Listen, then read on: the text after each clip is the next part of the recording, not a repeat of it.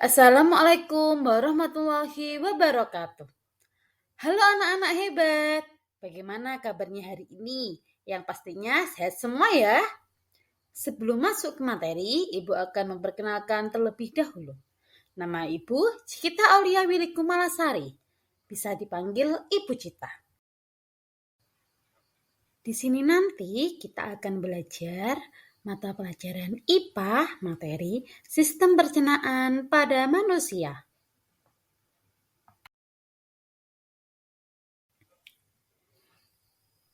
Baiklah anak-anak, adapun pembahasan materi yang akan kita pelajari yaitu organ pencernaan dan fungsinya, serta anak-anak nanti bisa menyebutkan organ pencernaan pada manusia secara berurutan. Kalian tahu nggak sih? Saat kita makan, kita pasti akan memproses makanan. Dari makanan utuh menjadi serpihan kecil, hingga makanan terurai menjadi bentuk zat yang nantinya bisa dicerna oleh tubuh kita. Dari penjelasan paparan rangkaian proses mengolah makanan tadi akan membentuk sistem yang disebut sistem pencernaan. Jadi, sistem pencernaan adalah proses penguraian makanan yang semula kasar menjadi lebih halus agar lebih mudah diserap oleh tubuh. Proses pencernaan pada manusia dibedakan menjadi dua, yaitu pencernaan mekanis dan pencernaan kimiawi. Pencernaan mekanis adalah proses menghancurkan makanan menjadi potongan-potongan kecil. Nah, pada pencernaan mekanis ini terjadi pada mulut dan lambung. Sedangkan pencernaan kimiawi adalah pelarutan dan pemecahan makanan dengan bantuan enzim dengan tujuan menguraikan makanan menjadi sari-sari makanan yang mudah diserap oleh tubuh kita. Pada pencernaan kimiawi ini terjadi di dalam mulut, lambung, dan juga usus halus. Yuk kita lihat gambaran proses pencernaan makanan yang ada di dalam tubuh kita.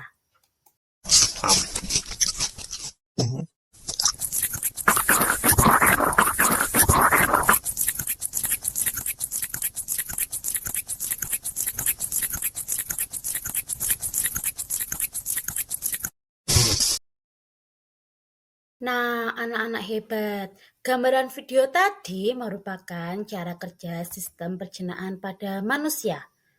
Jadi, apa saja sih organ pencernaan manusia itu?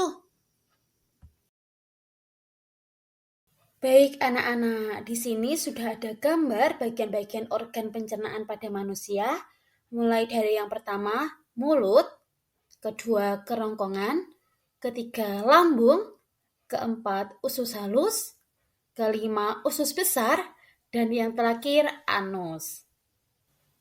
Yuk kita bahas.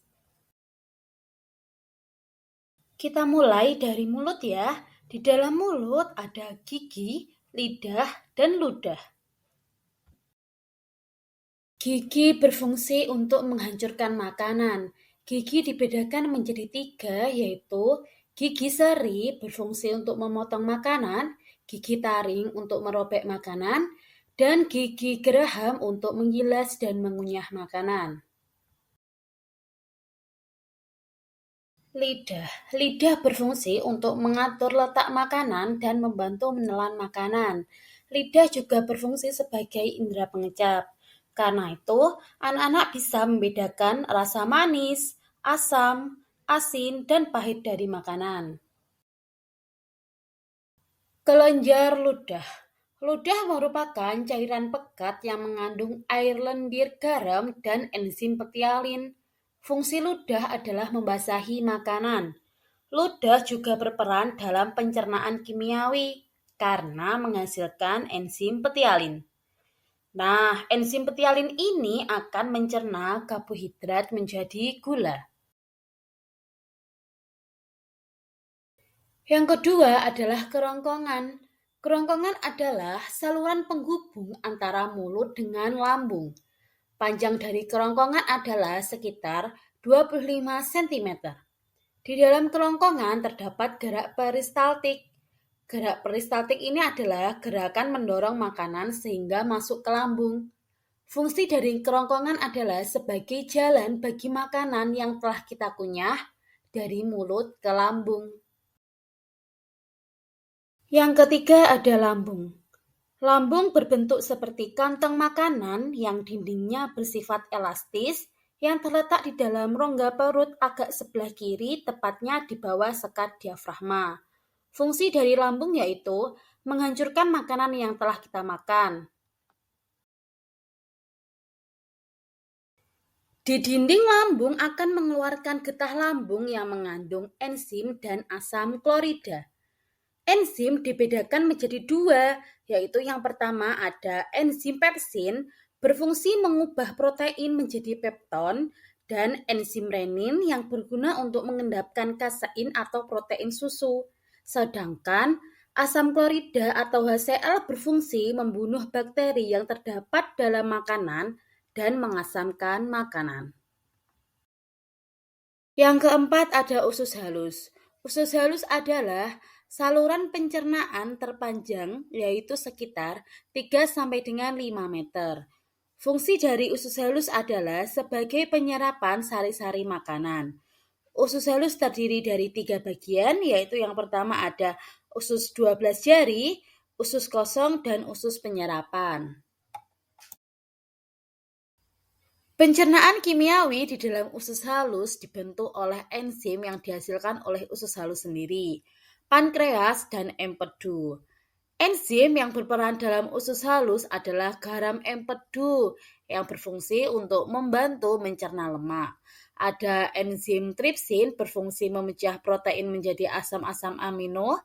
Enzim lipase berfungsi mencerna lemak menjadi asam lemak dan gliserol, dan yang terakhir ada enzim amilase yang berfungsi mencerna zat tepung.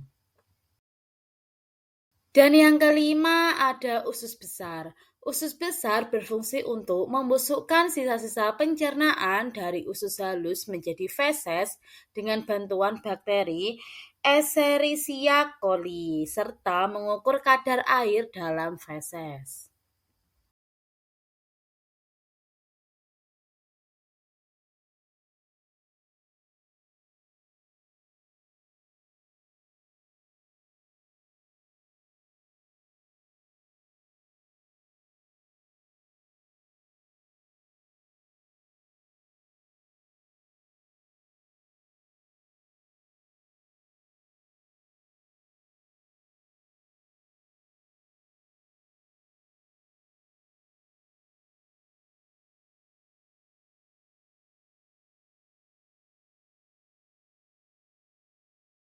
Terakhir ada anus. Anus adalah lubang pengeluaran feses. Anus ini berfungsi mengeluarkan sisa-sisa makanan yang sudah tidak diperlukan oleh tubuh kita melalui proses defekasi. Oke, anak-anak hebat. Tadi kan kita sudah belajar ya tentang materi sistem pencernaan pada manusia. Nah, di sini nanti kita akan mengukur pemahaman kalian dengan cara mengerjakan soal-soal yang ada di video ini. Nanti bisa di-scan ataupun linknya nanti akan Bu Cita kirimkan ke grup kelas kalian. Sudah paham anak-anak? Mungkin sampai di sini dulu pembahasan kita kali ini. Sampai jumpa di lain waktu ya. Bye-bye anak-anak hebat. Wassalamualaikum warahmatullahi wabarakatuh.